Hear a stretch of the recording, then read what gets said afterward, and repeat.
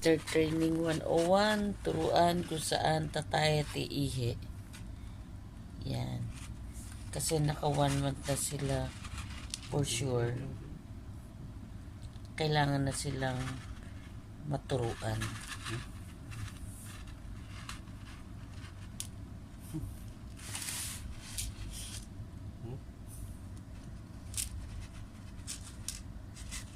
Next na ituturo naman is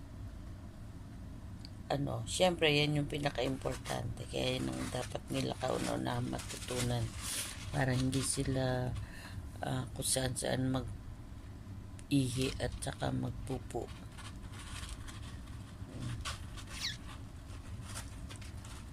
That is yan po muna sa ngayon. Bye everyone.